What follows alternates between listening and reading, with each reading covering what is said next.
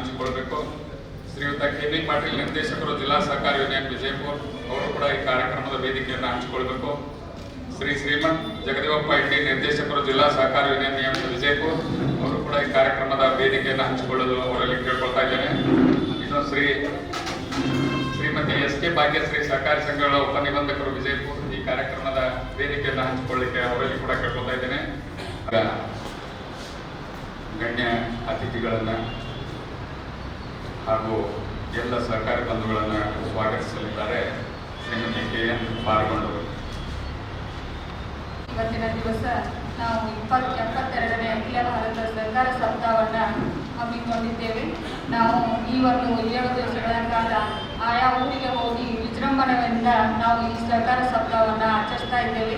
ಮೊದಲನೆಯದಾಗಿ ಇವತ್ತಿನ ದಿವಸ ಸಿದ್ದೇಶ್ವರ ಸಹಕಾರಿ ಬ್ಯಾಂಕ್ ಇವರು ಹಮ್ಮಿಕೊಂಡಿದ್ದಾರೆ. ಮತ್ತು 2ನೇ ದಿವಸ 15 ಕುಂಟೆ ಹಾಲು ಉತ್ಪಾದಕ ಸಹಕಾರಿ ಸಂಘ ಕುಂಟೆಯಲ್ಲಿ ಹಮ್ಮಿಕೊಂಡಿದ್ದೇವೆ.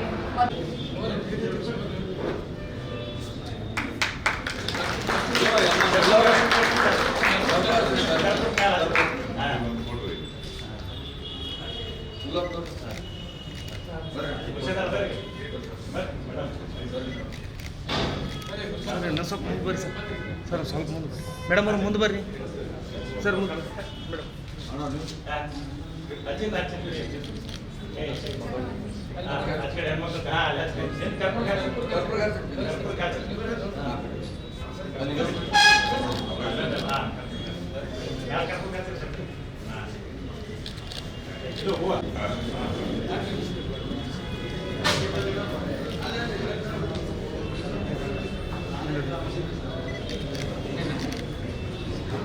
ಇವತ್ತು ನವೆಂಬರ್ 14 ಪಂಡಿತ್ ಜವಾಹರ್ ನೆಹರೂರವರ ಜನ್ಮದಿನ. ಇವತ್ತು ಮಕ್ಕಳ ದಿನ ಅಂತಲೂ ಆಚರಿಸ್ತಾರೆ. ಅದೇ ರೀತಿ ಸಹಕಾರ ಸಪ್ತಾಹ ಸಹಿತವಾಗಿ ಒಂದು ವಾರ ಇವತ್ತು ಆಚರಿಸ್ತಾರೆ. ಸಹಕಾರಿ ಸಪ್ತಾಹ ಆಚರಿಸುವ ಉದ್ದೇಶ ಏನಂತಂದ್ರೆ ಇವತ್ತು ನಾವು ಯಾವ ಪರಿಸ್ಥಿತಿಯಲ್ಲಿದ್ದೀವಿ, ಮುಂದೆ ನಾವು ಹೇಗೆ ಮುಂದುವರಿಬೇಕು ಅನ್ನೋದು ಒಂದು ಆತ್ಮಾವಲೋಕನ ಮಾಡ್ಕೊಳ್ಳೋದು ಒಂದು ವಾರ.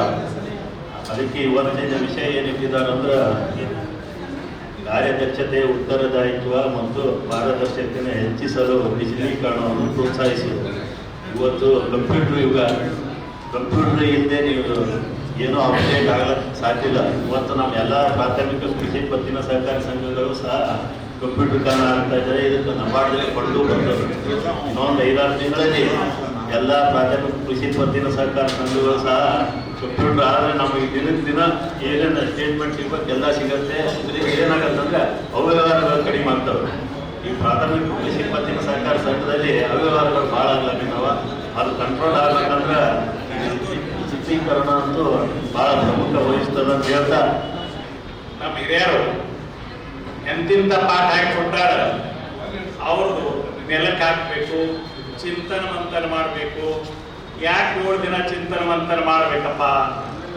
ನೀರವರು ಎಂತಿಂತ ತ್ಯಾಗ ಮಾಡಿದ್ದಾರೆ. ಯಾರೇ ನಾವು ನೀವು ಆಗಿದ್ರೆ ಮಾಡೋರ ನಾನು ಊಟ ಹಬ್ಬ ಮಾಡ್ರಿ, ಒಚ್ಚೋರಿ ಮಾಡ್ರಿ, ಈಸ್ಕೋಟಿ ಮಾಡ್ರಿ, ಟೊಳ್ಳ ಬಡವರು, ಬಾಸವರು, ಜಿಲ್ಲಾಧಿಕಾರಿಗಳು ಎಲ್ಲರೂ ಕೂಡಿ ಸರ್ಕಾರ ಕಾರ್ಯಕ್ರಮ ಮಾಡ್ಬೇಕಂತ ಹೇಳಿ ಬರಬೇಕು ಹೇಳೋರು ಇದ್ರು ಹೇಳೋರು. ಅವ್ರು ಓದ್ಕೊಳಕ್ಕೆ ಎಂಥದ್ದು ಹೇಳಿ ಹೋಗಿದಾರ. ಅದು ಸೂರ್ಯ ಚಂದ್ರ ಇರುವವರೆಗೆ ಅವ್ರ ಕಾರ್ಯಕ್ರಮ ಇರಬೇಕು ದೂರದೃಷ್ಟಿಯಿಂದ. ಅದೇ ಥರ ನಮ್ಮ ಸಹಕಾರಿ ತತ್ವನೂ ಇದೆ. ಈಗಾಗಲೇ ಶ್ರೀಮಂತನವರು ಹೇಳಿದಂಗೆ ಸಹಕಾರಿ ಕ್ಷೇತ್ರ ಉಳಿಬೇಕಾದ್ರೆ ಇಬ್ಬರ ಪಾತ್ರ ಬಹಳ ಮುಖ್ಯ.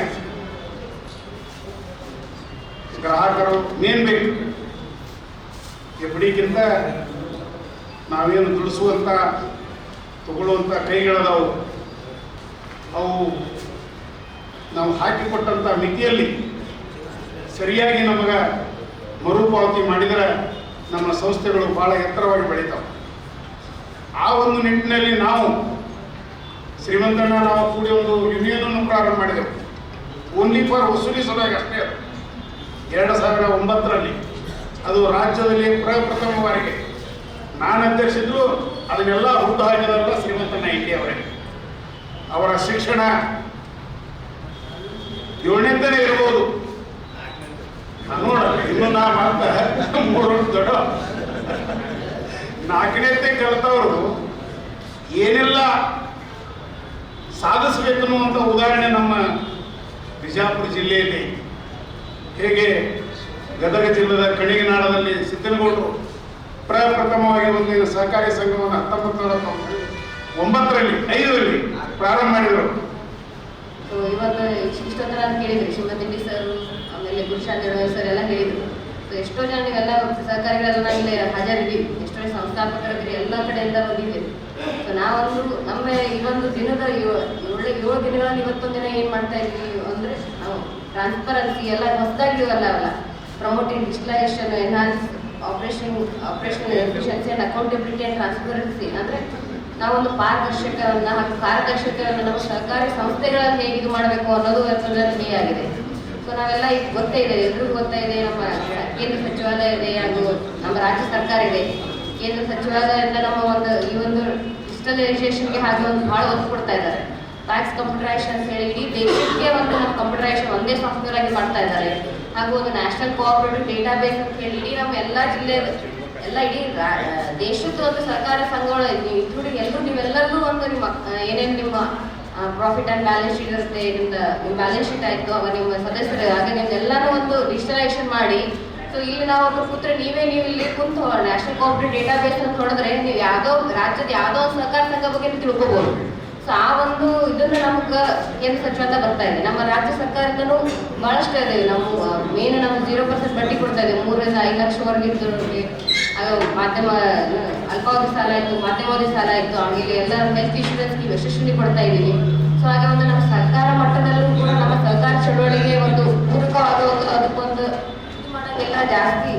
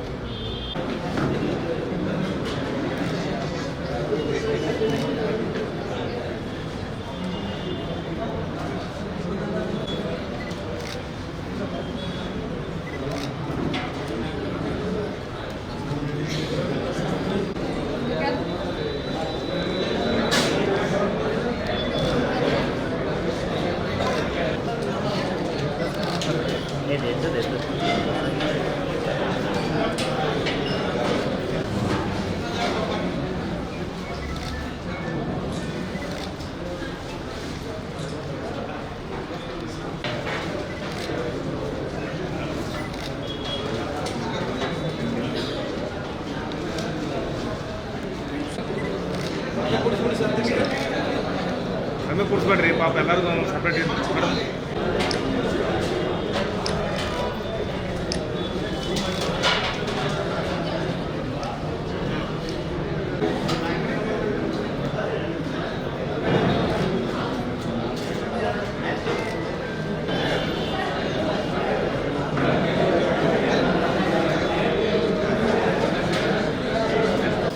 ನಮ್ಮ ಸಿದ್ದನಗೌಡ ಪಾಟೀಲ್ ಅವರು 1904ರಲ್ಲಿ ಈ ಸರ್ಕಾರಿ ಸಂಘವನ್ನು ಸ್ಥಾಪನೆ ಮಾಡಿದರು.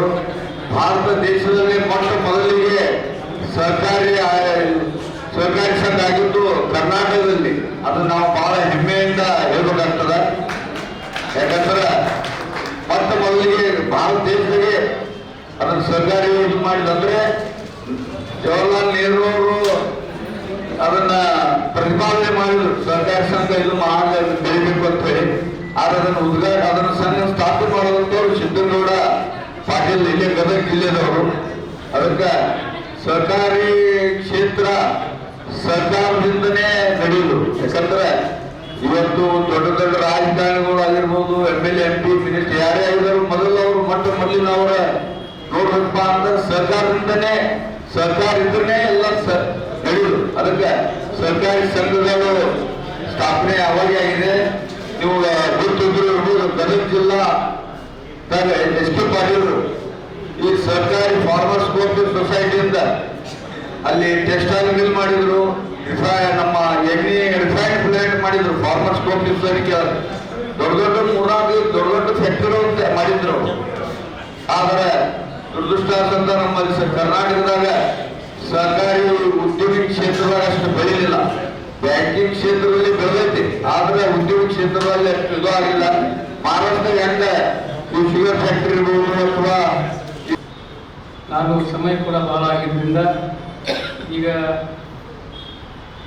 ಮುಖ್ಯವಾದಂಥ ವಿಷಯ ನಮ್ಮ ಉಪನ್ಯಾಸರಾಗಿ ಧಾರವಾಡದಿಂದ ಬಂದಂಥ ಶ್ರೀ ಎಚ್.ವೈ. ಗದ್ದೆನಗಿರಿ ಸರ್ ಅವರು ಈ ಒಂದು ಏನು ವಿಷಯ ಇವತ್ತಿನ ದಿವಸ ಕಾರ್ಯದಕ್ಷತೆ ಮತ್ತು ಉತ್ತರದಾಯಿತ್ವ ಮತ್ತು ಪಾರದರ್ಶಕತೆಯನ್ನು ಹೆಚ್ಚಿಸುವ ಡಿಜಿಟಲೀಕರಣದಲ್ಲಿ ಪ್ರೋತ್ಸಾಹಿಸುವುದು ಈ ಏನು ವಿಷಯದ ಬಗ್ಗೆ ಬಹಳ ಒಳ್ಳೆಯ ರೀತಿಯಿಂದ ತಮ್ಮ ಮುಂದೆ ತಮ್ಮ ವಿಚಾರಗಳನ್ನು ನಮ್ಮ ಉಪನ್ಯಾಸಕರಿಗೆ ಅವರು ವ್ಯಕ್ತಪಡಿಸ್ತಾ ಇದ್ದಾರೆ. ಅದಕ್ಕಾಗಿ ಹೆಚ್ಚಿನ ಸಮಯ ಅವರಿಗೆ ಕೊಡೋದ್ರಿಂದ ಇವತ್ತು ಈಗಾಗಲೇ ನಾವು ಪ್ರಸ್ತಾವಿಕವಾಗಿ ಮಾತನಾಡಿದಾಗ ಹೇಳಿದಾಗ ವಿಜಯಪುರ ಜಿಲ್ಲಾ ಸಹಕಾರಿ ಯೂನಿಯನ್ ವತಿಯಿಂದ ರಾಜ್ಯ ಸಹಕಾರ ಮಹಾಮಂಡಲದಿಂದ ಸಹಕಾರದೊಂದಿಗೆ ಮತ್ತು ಜಿಲ್ಲಾ ಸಹಕಾರ ಇಲಾಖೆಯ ಒಂದು ಸಹಕಾರದೊಂದಿಗೆ ಈ ಒಂದು ಸಪ್ತಾಹ ಕಾರ್ಯಕ್ರಮ ಪ್ರತಿ ವರ್ಷ ಏನು ಮಾಡ್ಕೊತಾ ಬಂದಿದ್ದೇವೆ. ಅದೇ ರೀತಿ ಇವತ್ತು ಒಂದು ಉದ್ಘಾಟನಾ ಸಮಾರಂಭ ಇದೆ. ಅದರ ಜೊತೆಗೆ 7 ದಿವಸ ನಾವು ವಿವಿಧ ನಮ್ಮ ಜಿಲ್ಲೆಯ ಎಲ್ಲ ತಾಲೂಕುಗಳಲ್ಲಿ ಒಂದು ಏನು ಕರ್ನಾಟಕ ರಾಜ್ಯ ಸಹಕಾರ ಮಹಾಮಂಡಲ ವತಿಯಿಂದ ಹಮ್ಮಿಕೊಂಡಂಥ ವಿಷಯಗಳ ಬಗ್ಗೆ ಅಲ್ಲಿಯೂ ಕೂಡ ಒಂದು ಕಾರ್ಯಕ್ರಮ ಹಮ್ಮಿಕೊಂಡು ಆ ವಿಷಯಗಳಲ್ಲಿ ಉಪನ್ಯಾಸಕರಿಂದ ಅಲ್ಲಿಯೂ ಕೂಡ ಆ ವಿಷಯಗಳನ್ನು ತಿಳಿಸುವಂಥ ಕೆಲಸ ಮಾಡ್ತಾ ಬಂದಿದ್ದೇವೆ. ಅದ್ರ ಜೊತೆಗೆ ಇವತ್ತು ತಾವು ನೋಡಿದ ಹಾಗೆ ನಾವು ನಮ್ಮ ಸಹಕಾರ ಮಹಾಮಂಡಲಕ್ಕೆ ಏನು ಹೆಚ್ಚಿನ ರೀತಿಯಲ್ಲಿ ಏನು ಶಿಕ್ಷಣ ನೀಡಿ ಕೊಟ್ಟಂಥ ಸಂಘಗಳಿಗೆ ಮತ್ತು ಈ ಜಿಲ್ಲೆಯಲ್ಲಿ ಈ ಹೆಚ್ಚಿನ ಒಳ್ಳೆಯ ರೀತಿಯಿಂದ ಏನು ಸಹಕಾರಿ ಸಂಘಗಳು ನಡೆಸ್ತಾ ಇದ್ದಾರೆ ಅವರಿಗೂ ಕೂಡ ಒಂದು ಸನ್ಮಾನ ಇರುವಂಥ ಕಾರ್ಯ ನಾವಿವತ್ತು ಮಾಡಿದ್ದೇವೆ. ನಾವು ನಮ್ಮ ನಿರ್ದೇಶಕರಿಗೆ ಮತ್ತು ನಮ್ಮ ಅಧಿಕಾರಿಗಳಿಗೆ ಕೂಡ ಹೇಳಿದ್ದೆವು ಒಂದು ಯಾವ ನಮ್ಮ ತಾಲೂಕಲ್ಲಿ ನಗರದಲ್ಲಿ ಜಿಲ್ಲೆಯಲ್ಲಿ ಯಾರೋ ಹೆಚ್ಚಿನ ರೀತಿಯಲ್ಲಿ ಒಳ್ಳೆಯ ಕಾರ್ಯ ಮಾಡುವಂಥ ಸಂಘಟನೆಗಳಿಗೆ ನಾವು ಸನ್ಮಾನ ಮಾಡಬೇಕಾಗಿದೆ. ಅದಕ್ಕಾಗಿ ಒಂದು ಪಟ್ಟಿ ಮಾಡಿ ಕೊಟ್ಟರೆ ಹೇಳಿದ್ದೇವೆ. ಅದರ ಅಂಗವಾಗಿ ಇವತ್ತು ನಾವೇನು ಮಾಡಿದ್ವಿ ಅಂದ್ರೆ ನಮ್ಮೆಲ್ಲ ನಿರ್ದೇಶಕರು ಅದೇ ಅಂದರು ನಾವು ಆಯ್ಕೆ ಮಾಡಿದಾಗ ಒಂದು ಪಾರದರ್ಶಕತೆ ಅದರಲ್ಲಿ ಕಂಡು ಬರುವುದಿಲ್ಲ. ಅದಕ್ಕಾಗಿ ಏನಾದ್ರೆ ನಾವು ಜಿಲ್ಲಾ DCC ಬ್ಯಾಂಕ್ ಏನು ಅಪೆಕ್ಸ್ ಬ್ಯಾಂಕ್ದಿಂದ ಏನು ಒಂದು ಪ್ರತಿ ವರ್ಷ ಏನು ಮಾಡ್ತಾರೆ ಆ ಒಂದು ಯಾದಿ ತಗೊಂಡು ಇವತ್ತು ನಾವು ಅದೇ ಯಾದಿಯಲ್ಲಿ ಅವರಿಗೆ ಒಂದು ಪ್ರೋತ್ಸಾಹ ರೂಪದಲ್ಲಿ ಇವತ್ತು ಸನ್ಮಾನ ಮಾಡಿದ್ದಾಗಿದೆ. ಅದಕ್ಕಾಗಿ ಬಂಧುಗಳೇ, ಈಗಾಗಲೇ ನಮ್ಮ ಹಿರಿಯ ಸಹಕಾರಿಗಳು ಸಹಕಾರ ಸಂಘಗಳ ಬಗ್ಗೆ ಯಾವ ರೀತಿ ಬೆಳವಣಿಗೆ ಮಾಡಬೇಕು, ಯಾವ ರೀತಿ ಬ್ಯಾಂಕ್ಗಳು ಯಾವ ರೀತಿ ನಡೆಸಬೇಕು ಅಂತ ಹೇಳಿ ಈಗಾಗಲೇ ನಮ್ಮ ಶ್ರೀಮಂತ್ ಜಿಲ್ಲೆಯವರು, ಪ್ರಶಾಂತ್ ಜಿಲ್ಲೆಯವರು ಅವರು ಮತ್ತು ನಮ್ಮ ಭಾಗ್ಯಶ್ರೀ ಮೇಡಮ್ ಅವರು ಕೂಡ ಬಹಳ ವಿವರವಾಗಿ ತಮ್ಮೊಂದಿದ್ದಾರೆ. 2 ಬಾರಿಗೆ ಜಿಲ್ಲಾ ಸಹಕಾರಿ ಯೂನಿಯನ್ ಅಧ್ಯಕ್ಷನಾಗಿ ಈ ಜಿಲ್ಲೆಯಲ್ಲಿರುವ ಎಲ್ಲ ಸಹಕಾರಿ ಸಂಘಗಳಿಗೆ ತಮ್ಮೆಲ್ಲರ ಸಹಕಾರದಿಂದ ಅತ್ಯಂತ ಪ್ರೋತ್ಸಾಹದಾಯಕ ವಿಷಯಗಳನ್ನು ತರಬೇತಿಗಳನ್ನು ನೀಡುವುದರ ಮೂಲಕ ಈ ಸಹಕಾರಿ ಕ್ಷೇತ್ರ ಈ ಜಿಲ್ಲೆಯಲ್ಲಿ ಇನ್ನಷ್ಟು ಉನ್ನತೀಕರಣವನ್ನು ಗಳಿಸ್ತೀನಿ ನನ್ನ ಅಧಿಕಾರಾವಧಿ.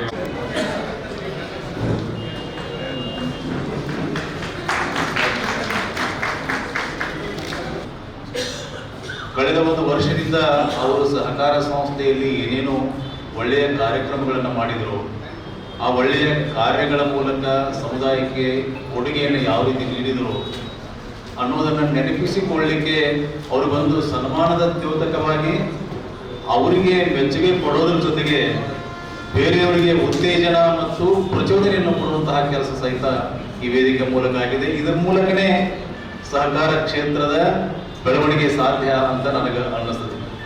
ಇಲಾಖೆಯಲ್ಲಿ ಸುಮಾರು 28 ವರ್ಷಗಳ ಅನುಭವದ ಆಧಾರದ ಮೇಲೆ ನೋಡೋದಾದ್ರೆ ಒಳ್ಳೆಯದನ್ನ ಯಾರು ಮಾಡ್ತಾರೋ, ಯಾವ ಸಂಸ್ಥೆ ಮಾಡ್ತದೆಯೋ, ಯಾವ ಸಂದರ್ಭದಲ್ಲಿ ಮಾಡ್ತದೆಯೋ ಅಂಥವರನ್ನ ಪ್ರೋತ್ಸಾಹ ನೀಡುವುದರ ಮೂಲಕ, ಅಂಥವರನ್ನ ಗುರುತಿಸುವುದರ ಮೂಲಕ ಅವ್ರನ್ನಷ್ಟೇ ನಾವು ಗೌರವಿಸೋದಿಲ್ಲ, ಅವ್ರನ್ನಷ್ಟೇ ನಾವು ಉತ್ತೇಜನ ಕೊಡೋದಿಲ್ಲ, ಅವರನ್ನ ನೋಡಿ ಬೇರೆಯವರು ಸಹಿತ ಕಲಿತುಕೊಳ್ಳಿಕ್ಕೆ ನಾವು ಪ್ರಚೋದನೆಯನ್ನ, ಪ್ರೇರಣೆಯನ್ನ ಕೊಡ್ತೀವಿ. ಅದು ಸಹಕಾರ ಸಪ್ತಾಹದ ಈ ಸಂದರ್ಭದಲ್ಲಿ ಆರಂಭದ ದಿನದಲ್ಲಿ ಈ ಕಾರ್ಯಕ್ರಮ ನಡೆದಿದ್ದು ಬಹಳಷ್ಟು ಶ್ಲಾಘನೀಯ ಅಂತ ನಾನು ಈ ಸಂದರ್ಭದಲ್ಲಿ ಅಭಿಪ್ರಾಯವನ್ನ, ಅನಿಸಿಕೆಯನ್ನ ವ್ಯಕ್ತ ಮಾಡಲಿಕ್ಕೆ ಇಷ್ಟಪಡ್ತೇನೆ.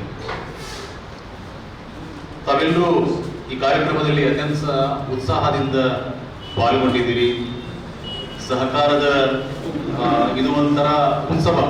1 ವಾರದವರೆಗೆ ಸಹಕಾರ ಕ್ಷೇತ್ರದಲ್ಲಿರ್ತಕ್ಕಂತಹ ಹಲವಾರು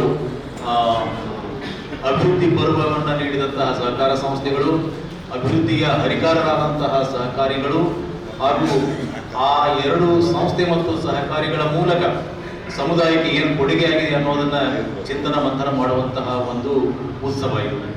ಈ ಸಂದರ್ಭದಲ್ಲಿಯೇ ರಾಜ್ಯ ಸರ್ಕಾರವು ಸಹಿತ ಮಹಾಮಂಡಳದ ಮೂಲಕ ಹಲವಾರು ವಿಷಯಗಳನ್ನ ಕುರಿತು ಚಿಂತನ ಮಂಥನವನ್ನು ಮಾಡುವಂತಹ ಯೋಜನೆಯನ್ನ ಹಾಕೊಳ್ತದೆ. ನಾವು 7 ದಿನಗಳ ಏನು ಆಚರಣೆಯನ್ನು ಮಾಡ್ತೀವಿ, ಆ 7 ದಿನಗಳಲ್ಲಿಯೂ ಸಹಿತ ಪ್ರತ್ಯೇಕ ವಿಷಯಗಳ ಬಗ್ಗೆ ನಾವು ಚಿಂತನೆಯನ್ನ ಮಂಥನವನ್ನ ಮಾಡ್ತೇವೆ.